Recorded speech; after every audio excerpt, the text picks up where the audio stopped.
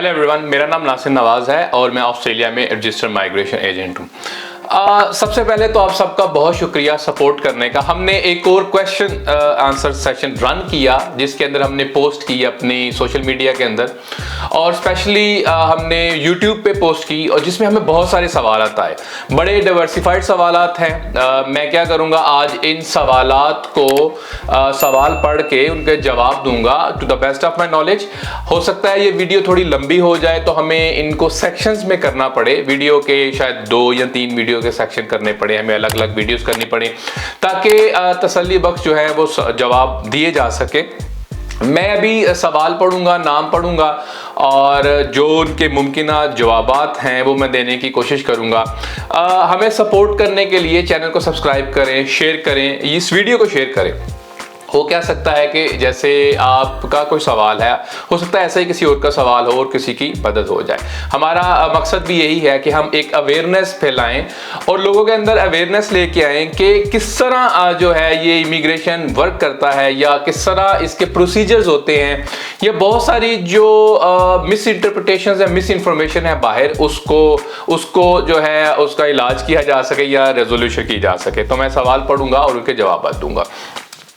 सबसे पहला सवाल है जी, can you tell me which state is the best for PR in accounting after graduation like South Australia, Tasmania और Northern Territory, and you already told immigration will increase, so which state is the best for accounting after graduation scope for PR. अच्छा, इन्होंने 3 states का पूछा है, South Australia, Tasmania और Northern Territory. देखा जाए तो जिस तरतीब में इन्होंने पूछा है उसी तरतीब से मैं इसी की बात करूंगा। साउथ ऑस्ट्रेलिया को देखा जाए उसमें बहुत कम लोग हैं और उनको बहुत ज्यादा इमिग्रेंट्स चाहिए। उनकी इस चीज का अंदाजा आप ये लगा सकते हैं कि तकरीबन सारी स्टेट्स बंद हैं ऑफशोर एप्लीकेंट्स के लिए, लेकिन ये ऑफशोर एप्लीकेंट्स के लिए भी खुले हैं, और although they are open for certain occupations right now, जिसमें ट्रेड भी है और सिर्फ इंजीनियरिंग है। लेकिन जो ग्रेजुएट स्ट्रीम है इसमें होता फायदा ये होता है कि आप ग्रेजुएशन करते हैं, ग्रेजुएट स्ट्रीम है इन सब की अलग अलग। इसी तरह तस्मानिया की भी ग्रेजुएट स्ट्रीम है, उसमें भी वो प्रायोरिटी देते हैं, नॉर्दर्न टेरिटरी की भी है। तो आपने ये देखना है कि आपकी किस तरह एफिलिएशन कहीं क्रिएट हो सकती है। तो साउथ ऑस्ट्रेलिया इज गुड, बहुत अच्छा है। मैं दूसरे नंबर पे आपने जिस ऑर्डर में लिखा है उसी ऑर्डर में रखूंगा, जो तस्मानिया आएगा और तीसरे पे नॉर्दर्न टेरिटरी आएगा, क्योंकि जब आपने यहाँ पे आना है तो जाहिर सी बात है आपने आके पढ़ना भी है, आपने सोशल इंटरेक्शन भी करना है, आपने अपना काम भी करना है। तो इन सारी चीज़ों को मद्देनजर रखते हुए आप देखें कि इनमें कौन सी स्टेट बेहतर है। बाकी रही अकाउंटिंग के हवाले से, तीनों स्टेट्स ठीक हैं, ग्रेजुएशन स्ट्रीम के अंदर तीनों स्टेट आपकी ठीक है। अच्छा जी, दूसरा सवाल है जी, Aditi Jadav, when will the borders open for international students? I have got my visa for Feb 2022, so in which month I can come to Australia according to their priorities? अच्छा, ये वही सवाल है, बहुत सारे, इट्स अ हॉट टॉपिक। मैंने इस पे रिसेंटली एक वीडियो बनाई कि हम सर्टेन डेट नहीं दे सकते, लेकिन हम इंडिकेटर्स बता सकते हैं कि भाई इंडिकेटर्स क्या हैं, कब खुल सकता है बॉर्डर। तो इंडिकेटर्स के हवाले से तो लग तो यही रहा है कि दिसंबर में कोई अनाउंसमेंट करें। अच्छा, दिसंबर में अनाउंसमेंट करने का मतलब ये हो सकता है शायद वो कि हम फेब में खोल रहे हैं, मार्च में, अप्रैल में कोई डेट देने की कोशिश करें। गवर्नमेंट आगे इलेक्शन ईयर भी आ रहा है और अभी इनके पास जो सारे जिसके ऊपर चीज़ें टिकी हुई थी, फोकल पॉइंट था, वो था वैक्सीनेशन। तो वैक्सीनेशन भी तकरीबन हो चुकी, डबल वैक्सीनेशन। तो मुझे ये लगता है कि दिसंबर के अंदर बहुत सारी चीज़ें बता देंगे, और जब बॉर्डर्स खुलेंगे सबके लिए तो आप भी उसी में शामिल होंगे। तो इसमें शायद इस तरह ना हो कि जिनके पास पहले वीज़ाज हैं पहले आए, बाद में है बाद में आए। अगर तो सबके लिए खुल जाएगा तो it's about availability of your air tickets और कब आप आ सकते हैं, लेकिन इस पे कोई definite date to be honest नहीं दी जा सकती अभी। आगे है जी, सुख सिखोन, sir I want to know that private college that are not take part in the private colleges that are not take part in pilot program, how student of that college will come back, please reply.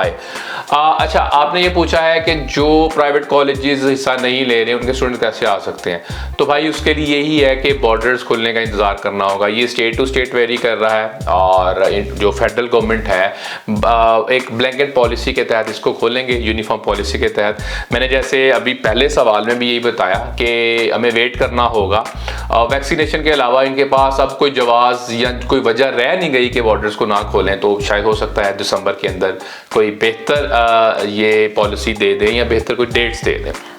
Next है जी Mukesh, hi sir, is it possible for international students to travel to Adelaide without caps for the next intake, as South Australia has announced that they will open border to everyone after 90% vaccination?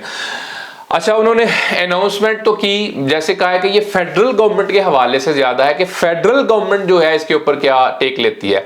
जैसे recently हमने ये देखा कि new south Wales के premiere ने announcement की और उसको ओवर रूल कर दिया प्राइम मिनिस्टर ने, क्योंकि जो इंटरनेशनल बॉर्डर्स हैं वो प्राइम मिनिस्टर का इस्तेहकाक या प्राइम मिनिस्टर की पावर्स में आता है।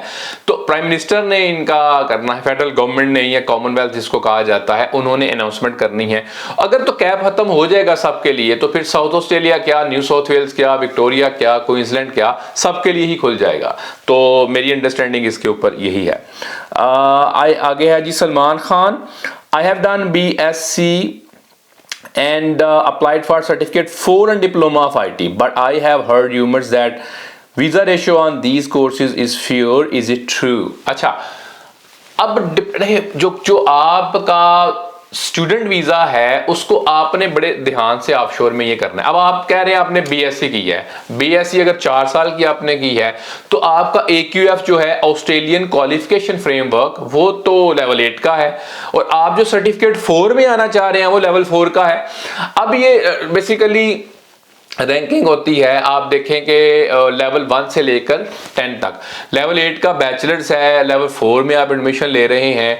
तो मसला कोर्स का नहीं है, मसला ये है कि आप कैसे अपनी जेन्युइननेस जो है आप कैसे शो करेंगे कि आप जेन्युइन स्टूडेंट हैं। तो आपको एक तो या तो उसी कोर्स के रिलेटेड या बैचलर्स में अगर 2 साल का था या बैचलर्स में आपको करना चाहिए, या आपको हायर यानी मास्टर्स में जाना चाहिए। सर्टिफिकेट 4 में आप बैचलर्स के बाद क्यों जा रहे हैं आपको जस्टिफाई करना होगा और एक स्ट्रॉन्ग रीजंस देनी होंगी, एक रीजन नहीं रीजंस देनी होंगी कि क्यों आप इसमें आ रहे हैं, to satisfy the case officer. अगर केस ऑफिसर सेटिस्फाई नहीं होगा तो इसमें कोर्स का कोई कसूर नहीं है, इसमें कसूर होगा कि आपने बैचलर्स के बाद सर्टिफिकेट 4 को क्यों चुना। अब देखिए सर्टिफिकेट 4 है, लेट्स से आप इंटरमीडिएट किया, ईयर 12 किया, तो सर्टिफिकेट 4 उसके बाद डिप्लोमा, ग्रेजुएट डिप्लोमा लगाते हैं तो आपके चांसेस बिल्कुल ठीक है। लेकिन आप बैचलर से नीचे आ रहे हैं मतलब AQF लेवल में जो, तो फिर आपके चांसेस बिल्कुल कम हो सकते हैं। ये आपका जो आप क्या सराई कर रहे हैं ये बिल्कुल ठीक है।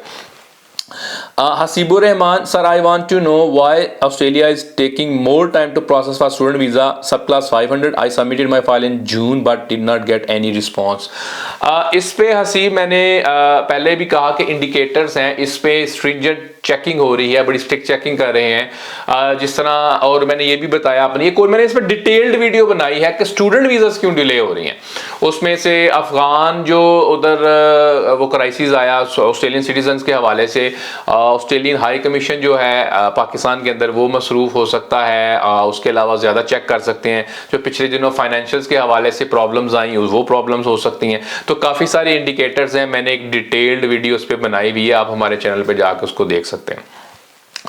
ओम Vadhavan, when visitors are allowed to travel to Australia and what are the requirements to convert visitor to study visa like IELTS, bands and all। अच्छा, विजिटर्स अभी आ सकते हैं लेकिन सिर्फ immediate family members of Australian citizens और permanent residents. बाकी जो visitors हैं उनके लिए जब बॉर्डर्स खुलेंगे सबके लिए तो उनके लिए भी खुलेंगे, उनके लिए भी अभी कोई इस तरह की अनाउंसमेंट नहीं है।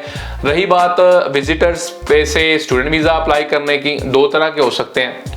क्वालिफिकेशन जो आपकी है, अगर तो आप लेवल 1 में जाते हैं तो आपको इंग्लिश प्रोफिशिएंसी भी नहीं चाहिए उसके बाद आपको वो बैंक स्टेटमेंट में या फाइनेंशियल कैपेसिटी भी नहीं चाहिए होती। लेकिन अगर आप लेवल 2-3 में जाएंगे तो ऑब्वियसली उसके लिए चाहिए होती है। उसके लिए बैंड्स जो है ओवरऑल स्टूडेंट वीजा के लिए ओवरऑल 5.5 बैंड्स कहा जाता है और वो वीजा प्रोसेसिंग के लिए है। बाकी अगर आप किस कोर्स में एडमिशन लेते हैं, कोर्स की अलग से रिक्वायरमेंट होती है। इसके अलावा फाइनेंशियल भी चाहिए होंगे। फाइनेंशियल स्टूडेंट वीजा के लिए जो ऑफशोर में चाहिए वो भी ऑनशोर में चाहिए अगर फाइनेंशियल लगाने हैं। स्टूडेंट वीजा की फाइनेंशियल कैपेसिटी के हवाले से मैंने पूरी एक वीडियो बनाई हुई, आप उसको जाके देख सकते हैं। तो ये कुछ सवालात हैं और ये हमारी वीडियो का पार्ट 1 है। इसके बाद अभी मैं पार्ट 2 की तरफ जो है हम जाएंगे और इसको बाद में हम पब्लिश करेंगे, क्योंकि इस तरह वीडियो बहुत लंबी हो जाएगी और फोकस जो है वो हट जाता है और बहुत सारे सवालात बहुत सारे व्यूअर्स के मिस हो सकते हैं। Thank you.